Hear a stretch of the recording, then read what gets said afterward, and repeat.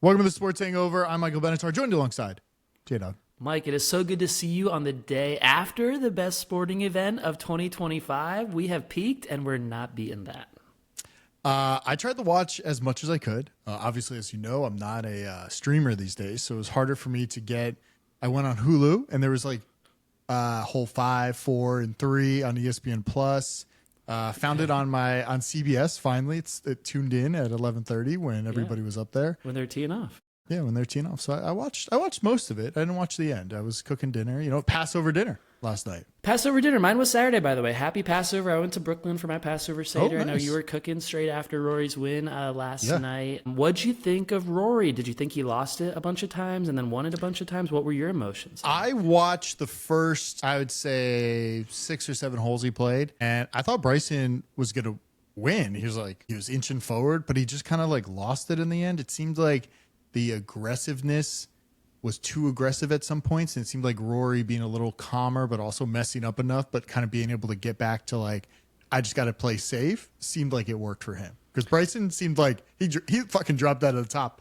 And also, by the way, we have to mention, I texted you right after the podcast because we forgot to talk about the Masters last week. Yeah. I said, who am I betting on? And he gave me technically the top 2 on the final day. The Rory Bryson, I gave it to you right away, which is crazy. You put bets on both, which was great. You covered it. You weren't like mutual friend who put a third bet on Scotty Scheffler, the 3 favorites. I said, dude, you have to root against someone. You can't have all the favorites. Yeah. But it's true. All the big names showed up at the Masters. Those guys were in the top 5 at the end, which is pretty rare in golf. You start out with over 100 golfers. So that was awesome. Rory didn't play safe at all, Mike. He fucked up so many times. I know he lost the tournament on Thursday. He lost it on Sunday on the first and second hole when he blew his lead right away. He lost it on 13. He hit an 80-yard shot in the water. Mike, you would not do that. You would hit that green.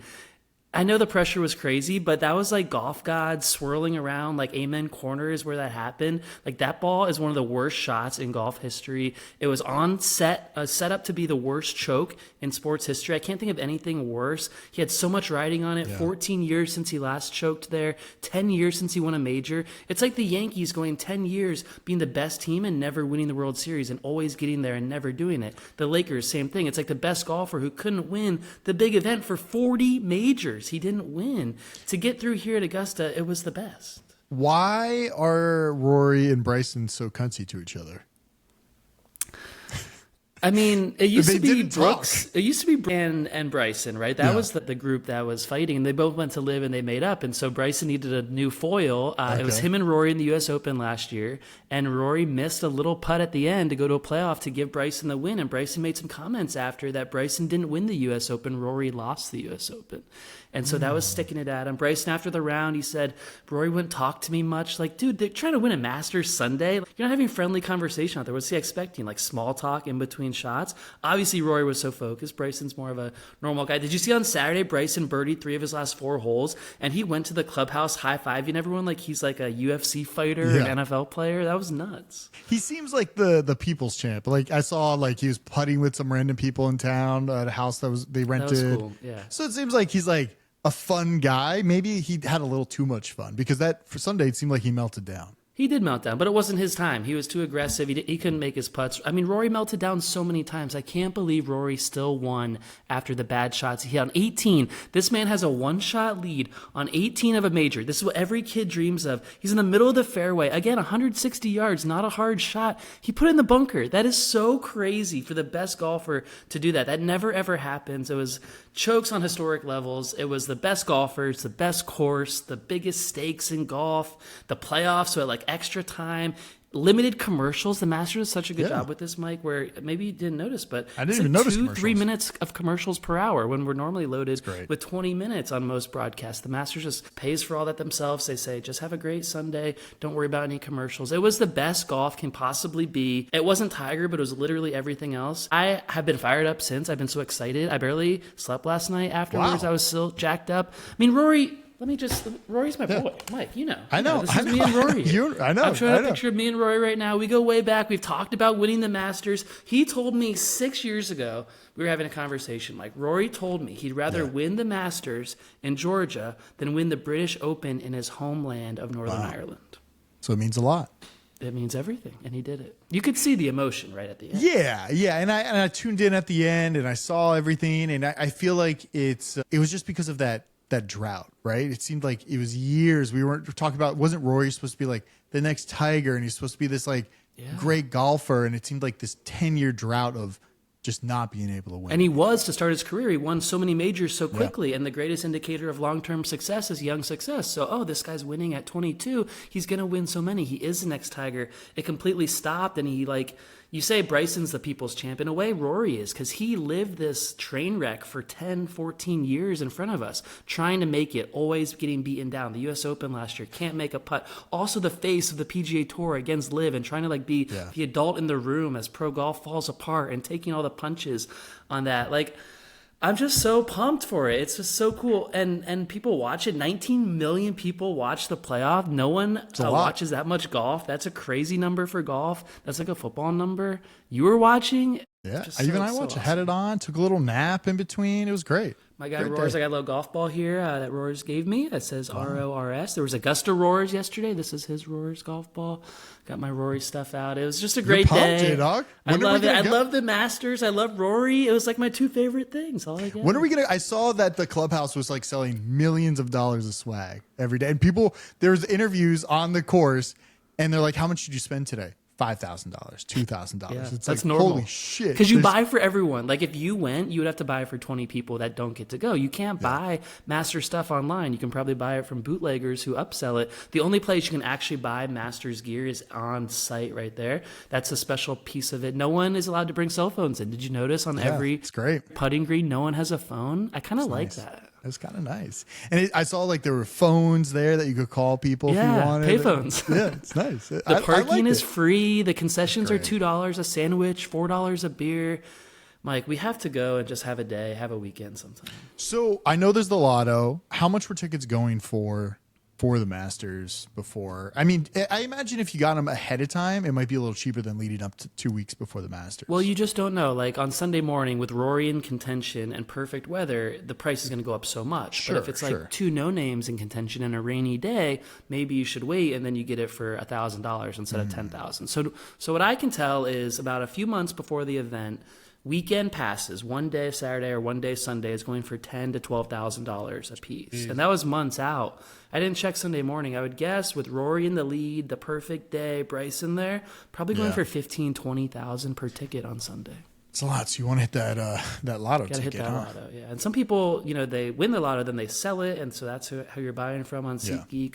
Maybe one day the Masters will start professionally selling all the tickets. They've never done that, which is crazy. If you win the lottery, it's $100 to get your ticket. And is it for the whole weekend, or is it just a day you get to pick? You can sign up. Now, there's different ways to do the lottery. You could say, I just want to go one day. Some people think that increases your chances because you don't look greedy. Sure. Some people put only 2 passes instead of 4 because then it's they'll feel bad. I'm only going with one person. And so there's all these strategy ways to do it. I don't know. You've done the lottery. Do you always check every day and maximum passes? No, I did it. I sign up and that's it. I just got to forget about it. And then I get an email later saying you didn't get selected. That's it. Some people win. My last Masters thing right here, Mike, is Bernhard Langer played his last Masters on Friday. You probably weren't watching. Some of our listeners were. He came up the fairway. They honor him. They all shake his hand, standing ovation, the whole thing. He won 2 Masters earlier in his life. The last time I went to the Masters, my friend Sean was dating Bernhard's daughter at the time. And so Sean said he had an extra ticket for me because I wasn't paying the $10,000. Sure. And so I text Sean that Wednesday night before the Masters, he says, come to the house we're staying at. I was like, the house Bernhard Langer is staying at to pick him up? He's like, yeah, just come over real quick. It's fine. I was like, that's crazy. I'm not going to disrupt this man before he plays in the Masters. The next morning, he goes, just come by. I knock on the door. Bernhard opens the door himself. He says, come on in. The nicest guy. We're chatting in the kitchen for 15 minutes. He gives me passes for Thursday. That next day, Jordan Spieth shot a 64 as a 21-year-old. I followed Jordan Spieth on the back 9. He won the Masters that Sunday. This was on Thursday. 3 days later, he won the Masters as a young child. And I was there for the Thursday round and got to see him finish. Jeremy, you love it. You love it. When's the last time you golfed? It's been a while. I tried to go to the range the last 2 weekends. It's been so rainy. I'm going to try this week again. Is it finally nice? You got nice weather out there? The sun is out today on April 14th. Maybe we turn the corner. Yeah, it felt like summer out here last week, so it was nice. That's nice. What else? What else you want to talk about? I feel like that was your event all weekend. You were just consumed by it. Did anything else happen? I mean, you won money. I won happiness. What else do we need? That's all we need. I guess playoffs are starting to. I went to a hockey game on Saturday. Was that a playoff game for the Kings? It wasn't a playoff game. I think it was deciding who they're going to play. They're playing the Oilers again. They're probably going to lose. Kind of sad. Wait, I thought the Kings were having a great year. You were pumped for the playoffs. They are. I hope they haven't beaten the Oilers with McDavid. So it's just like 4 years in a row they've played the Oilers. They haven't beat them. So did you catch shit on last week's show for not identifying Gretzky's team was the Edmonton Oilers? Yeah, I literally have his jersey sitting next to me. Right next to you. Yeah. Our Canadian was quick to call you out on that. Yeah. Listen, it's a lot easier when you're not on the spot trying to think. You're talking about all these random things, and all of a sudden it comes up. It's a lot. It's a lot of pressure. People don't get the pressure. They don't get it. A lot of pressure. It's like when you're at home watching Jeopardy, it feels so easy. When you go out there and play Jeopardy on stage with lights and cameras, you will probably suck. By the way, have you played or watched Pop Culture Jeopardy with Colin Jost on Amazon Prime? No. Is it good? Great. It's great. It's so fun because you can actually get some of them. If you're like into TV and like pop culture stuff, a lot easier than normal Jeopardy. Stuff that really matters in life. Yeah. Like, I don't know when World War II started. Like, who knows? So you mentioned hockey and NBA playoffs. Those are starting soon. I do have a stat for you. I was going to do a bullshit or believe here. Okay. Here's a random stat from Reddit NBA. Every Lakers head coach has either won the finals in their first year or never won it at all.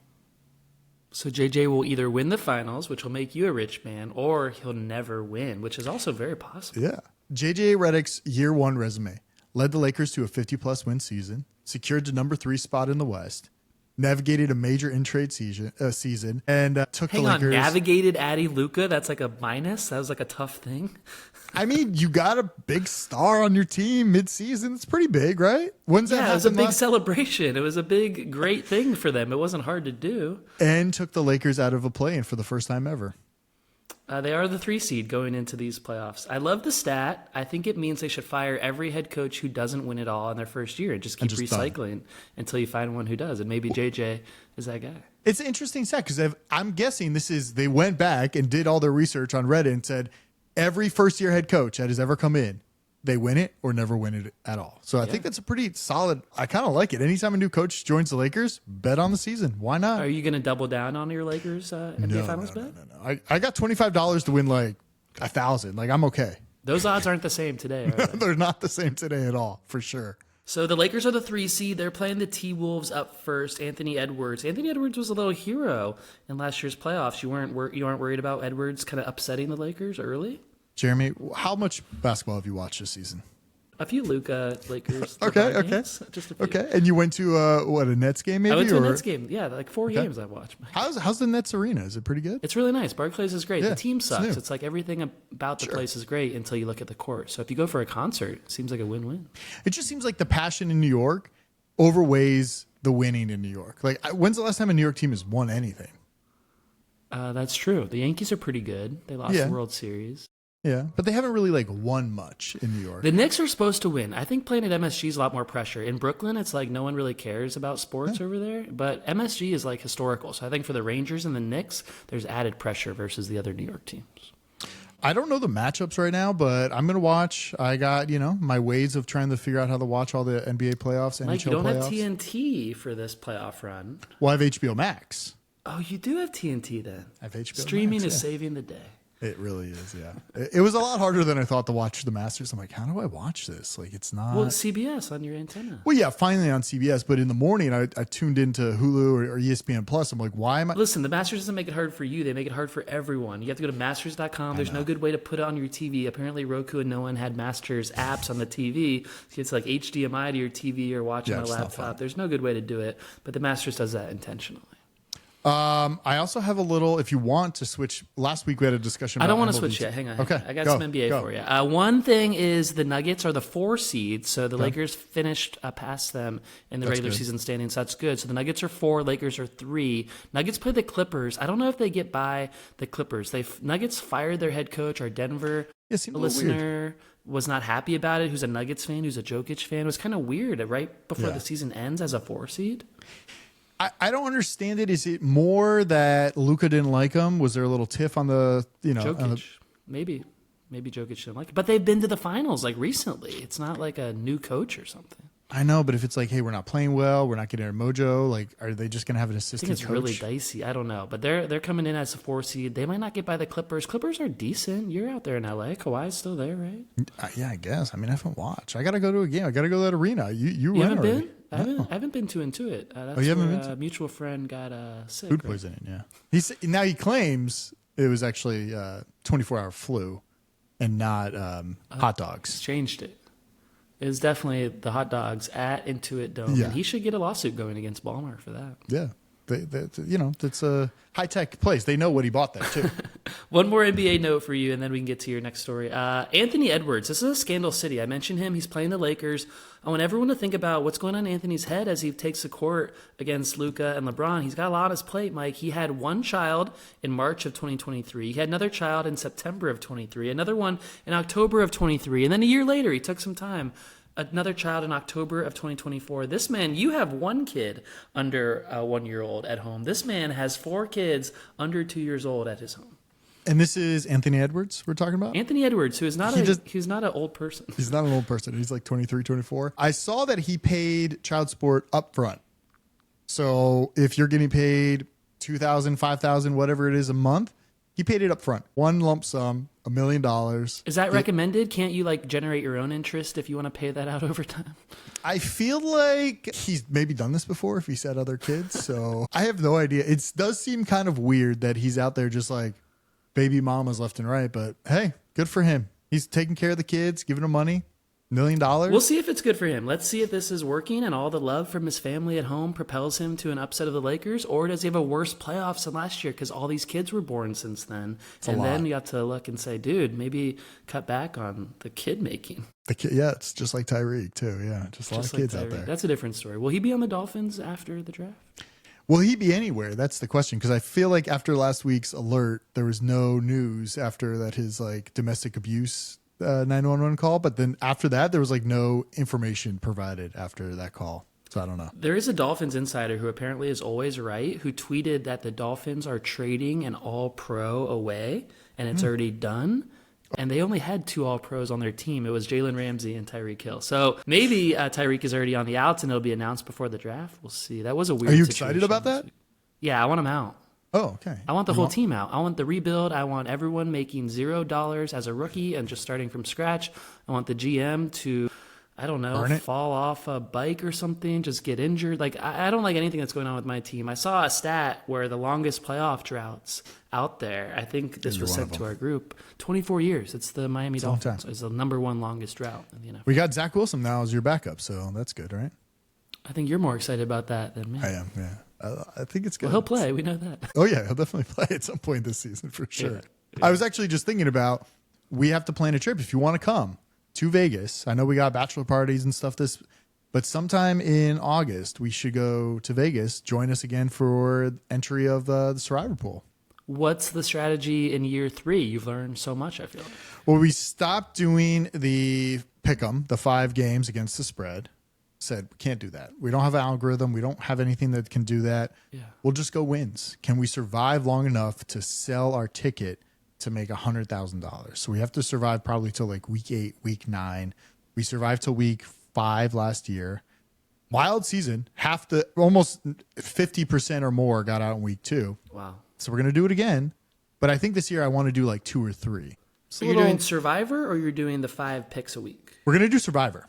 You're sticking with Survivor. Yeah. That was, you guys were stressful. stressed last year. So stressful. I've never been so stressed on a game. Yeah. And it didn't last long either. No, it didn't last long. But I mean, the other option is, do we just say we'll take $1,000 and we put it on 1 game the first week, another 1,000 second game, and just keep rolling until we're like, hey, we did 5 weeks, we're up to $10,000, $15,000 game, and we cash out. That could be another option too. I know you want to cash out, and there's always people willing in Vegas to buy these tickets, right? There are. Always. The professional bookies. Well, there's also like a resale website where you can sell tickets. Like I could resell my well, technically it's not a real ticket because it's not Vegas, but in Vegas you could sell your ticket to the Lakers championship. You know, you put $1,000 on them. Now they're actually there, and the odds are 16-1 instead of whatever 50, 70-1, whatever I had them at. I like that. I like that. Mike, you mentioned Vegas. I was going to let you get to your next story, but this is a story that I have. The death of Vegas might be happening. Based on our data and researching Google Trends, a major recession in Las Vegas seems like all but a sure thing. International tourism interest collapsed in the last month, and domestic interest is notably down. That's the report on Vegas right now. I'm afraid I gave you a prediction a few weeks ago that Pete and Gino and the Raiders were going to save Las Vegas tourism. I am retracting that. We cannot combat the tariffs. We cannot combat international tourism falling off the map. Gino's a powerful man, but he's not that powerful. So I don't think Vegas is on the comeback. Do you think it's something where it's like we had a big excitement after COVID where everybody wanted to travel, everybody wanted to go do something, go party, go loosen up?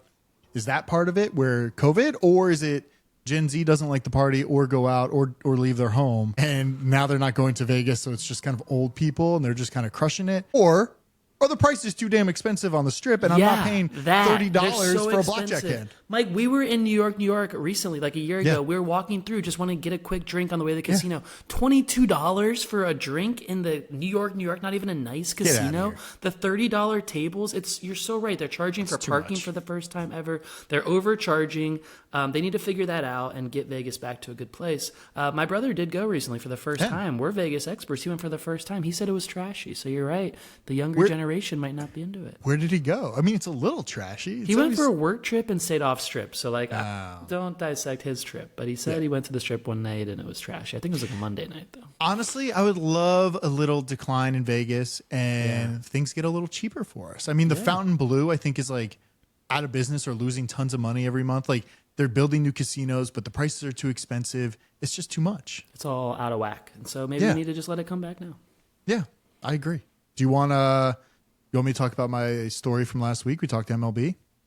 You talked to MLB? We talked to baseball last week and streaming and everything. We had a big discussion, Jeremy. Do you remember? I remember that. Yeah. We had a lot of people comment. A lot of people said great points. It's the first time anybody ever left us positive reviews. First time in 15 years? Positive. They're like great points. What'd they say? Read some, yeah. So from Cherokee Key Billionaire, said great points. I hope necessary changes occur promptly. This is the fragmentation of like sports streaming and everything like this. One guy went into a whole thing about red zone, the NFL, and all these things about the risk of like, why is it going down this way? Why are the stats going down? Stuff like that. So a lot of people kind of were into it a little bit. And then immediately after I got a email from The Athletic. I signed up for the $1 subscription for a year and I have to remember the You're cancel. paying The Athletic. That's disappointing. $1 a month. They can't make it cheap enough for me to pay. I know. I know because I get some alerts. So it's like kind of like more in depth and maybe they're taking some time to do it. What'd you read about? They talked about MLB TV is considering licensing the MLB TV game packages to networks or digital platforms. And they want to do it for $149 a season. Or right now, MLB also has 10 of its in-market teams that range from $99 to $199 per year. How much are you paying for yours? I'm paying $149.99 per year. $149.99? Okay. It's a lot. Yeah, that is a lot.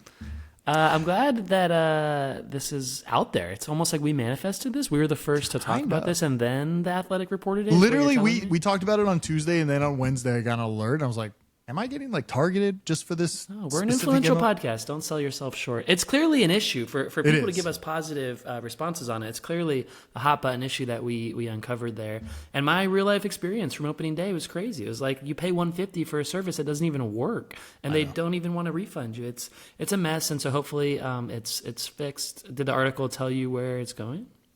No, but they're having discussions about licensing. So I don't know if this is actually going to go somewhere. It is weird that all these like NFL, MLB, NHL, like NHL has a package too that you can like stream stuff on, but I can never get it to work. Oh, why are they so bad at it? All the leagues? I don't know. It's just weird. It's like people obviously want to pay you and watch this. So put it somewhere where we can maybe watch. It would be better if they just sold their content to tech companies who know how to stream and know how to do proper technology to make things work at least. Well, if they put it to whatever, if they put it on the cock, or they put it on Prime, or they put it on Apple TV or something, at least people they're gonna try to promote it because they want people to sign up and go watch it. And you trust it'll work because those places hopefully do streaming. Yeah. Netflix live streaming, not so Maybe much. Not so much them. Yeah, others though, pretty good. That's all I got. I got nothing else. Slow week. We got the draft next week. NFL drafts next week. There's something going on with the draft. There's something going on. What happened? Shedeur Sanders was supposed to be like one of the guys, one of the dogs in this draft. He's supposed to be like a top 3 pick, maybe the Giants, maybe the Titans, maybe the Browns, one of these QB needy teams. Shedeur is on a one-way roller coaster going down the draft board. Are teams turning on him because they had more time to study his tape? Is he short? Does he pat the ball too much? Does he not have arm strength? Can he not make decisions quickly? Or are teams passing on him because of his father and the scariness of having his father come in and make comments publicly, tweets about the offensive system, the play calling? What is the reason Shedeur is falling, in your opinion? I think, honestly, all the reasons you mentioned, but also, do teams actually want to take this? It has to be a team that is so desperate. Like the Browns. Browns are desperate, right? Didn't they just re-sign, what's his name? Joe Flacco. That's desperate. They're desperate. They are. They said, we don't have anybody. We let Jameis go. Could have been the starter. They let Jameis and Russ go to the same team just so they could sign Joe Flacco. They're desperate. Now, it could also be, this is another like conspiracy I feel like could be pushing. What if some teams that are really desperate are pushing these narratives out? You know, hey, Steelers don't have a quarterback, right? I like that. Because these little insiders on TV, they only report what people tell them. And so people are selling this to them, but it's actually so he falls to them. Who could that be? What's a QB team that might be working it? All I'm saying is... The Colts? Could they move on from Thick Rich in the middle of the first round? I just think a lot of it is... Are you in a bubble when you're drafting and researching all these players, or are you listening to the media and actually seeing what's going on? Now, clearly... The Giants didn't listen to anybody. He was solely focused on not signing maybe one of the greatest running backs. For Saquon Barkley. You always go back to that scene. Yeah, it's your favorite. It's just like you saw the downfall of the franchise it's all right in front there. Of you, yeah. But it's like, how much are you listening? And are you listening and then executing on the facts that you heard on like ESPN or Fox or anything like this? Hopefully not. Are your team researching enough to get you the info and you're going to make a decision on that? Or is it just like, I'm the GM. I heard Skip Bayless say Shedeur Sanders is a bad quarterback. We're not going to draft him. We're going to draft another guy.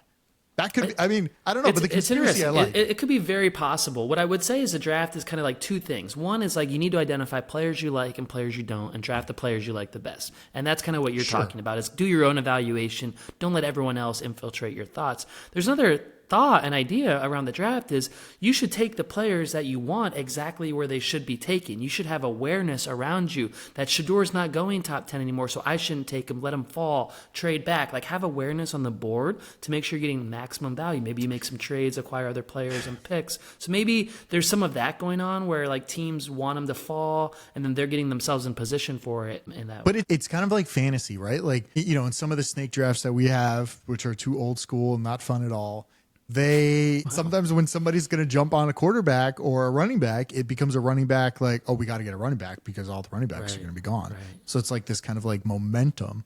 Right. So I don't know where you go because you got to look at a different board that you made. But then if everybody else is going a different way and your guy's not there, maybe. But you have to listen to the runs too. If you love 3 offensive linemen in the draft and the first 2 just went and you're not picking for a few picks, like you kind of got to go up and get one because the run is happening without you. And so you have to kind of respond to those in real time. That's why I love the draft. The first night on Thursday is always fun. It kind of drags a little. I used to be into like all the rounds. I'll lock in Thursday night, but not the weekend. Where is it? It's somewhere else this year, right? It's in Green Bay. Green Bay. Is that cool? Okay. Yeah. What's not cool is all the people who go to the draft. We'll make fun of them more next week and the week after. But all those people who fly in, who wear jerseys like they're going to a game where it's like they're part of the franchise. And they watch a stage and people walk across a stage and handshake and hug. What are we doing? I don't know. Well, draft, playoffs, everything. It's really, I always forget it's a good time of year. We got the Derby coming up too. I've never won any money on the Derby. I got to try to win some money this year on it. Yeah. Got a lot of stuff. Fastest 2 minutes in sports. You know all about that. That's right. Yeah. All right. Good show. Check out thesportshangover.com. Go to our YouTube page. Subscribe. Tell a friend. We're also on Substack. And you can subscribe there too. And it'll pop right into your email. You can listen to us right in your email browser. It's super easy. Congrats, Rory. We're a Masters podcast. We're a Rory podcast. My boy. Grand Slam champ. See ya. Bye.